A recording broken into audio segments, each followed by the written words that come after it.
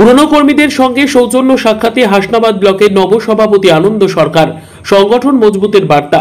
নবমনোনীত Hasnabad block এক সভাপতি আনন্দ সরকারের উদ্যোগে এদিন সন্ধ্যায় অনুষ্ঠিত হলো এক সৌজন্য সাক্ষাৎ ও জনসংযোগ কর্মসূচি।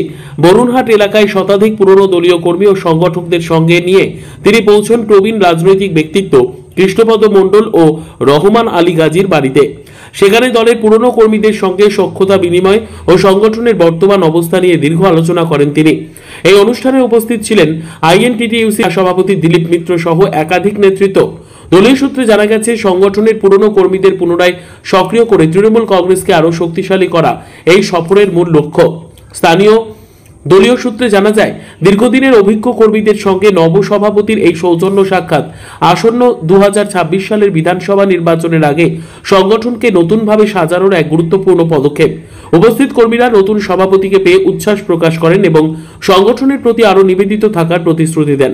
রাজনৈতিক মহলে মনে করা হচ্ছে, এই জনসংযোগ ও সৌজন্য সাক্ষাৎ হাসনাবাদ ব্লকের সংগঠনকে আরও ঐক্যবদ্ধ করতে বড় ভূমিকা রাখবে।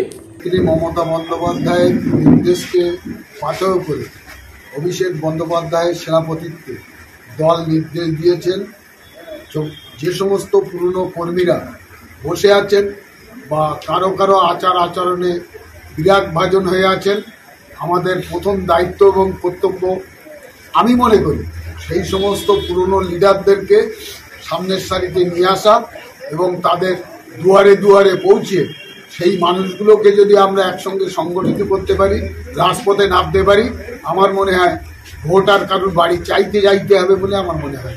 হাজার হাজার মানুষ আজকে এই পুরনো কর্মীদের সঙ্গে আসার জন্য মিলিত হয়েছিলেন। যাই হোক, বাইক র্যালিটা করা উচিত না, কালী পুজো চলছে, আমরা সেটা বন্ধ করে অল্প কিছু মানুষ এখানে চলে এসেছি। প্রথমত আমি তাকে অভিনন্দন জানাই।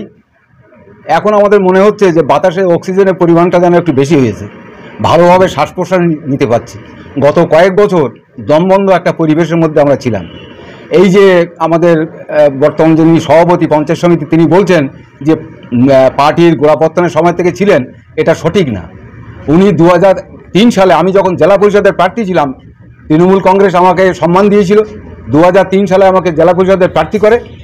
সেই প্রার্থী হওয়ার সময়ও তারা কংগ্রেস করতেন তখন। তারপরে আমি একটা ছোটোখাটো চাকরি করতাম, সেই চাকরির স্থলেও সিপিএমের সঙ্গে মিশে এই আমিরুল ইসলাম সে ওখানে আমার বিরুদ্ধে ডেপুটেশন দেয়।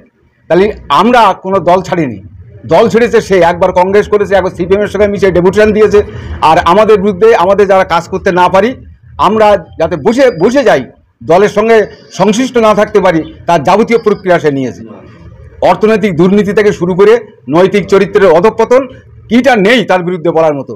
এত লোকের সামনে সে সমস্ত কটু কথা আমি বলতে চাই না, শুধু এইটুকু বলতে পারি আমরা ভালোভাবে শ্বাস প্রশ্বাস নিতে পারছি। নবনির্বাচিত যিনি সভাপতি হয়েছেন আনন্দ সরকার, সে আমার পুরনো দিনের সহকর্মী। আমি যখন প্রধান ছিলাম সেও প্রধান ছিল। 30 বছর আমি একটা গ্রাম পঞ্চায়েতের সদস্য, একাধিকবার আমি এই পঞ্চায়েতের প্রধান নির্বাচিত হয়েছি এবং সাফল্যের সঙ্গে কাজ করেছি। কেউ এখন চোখ তুলে বলতে পারেনি যে ওই একটা প্রধান যাচ্ছে চোর। আর এখন মেম্বার প্রধানদের দেখলেই লোকে কি বলে আপনারা খুব ভালোভাবেই জানেন। এইটুকু বলতে পারি, আমরা দলের সঙ্গে সংশ্লিষ্ট হয়ে আবার কাজকর্ম করতে চাই। সভাপতি যেরকম নির্দেশ দেবেন সেইভাবে আমরা চলবো, এই প্রতিশ্রুতি আমরা দিচ্ছি। আমরা খুব খুশি, এইটুকু বলতে পারি।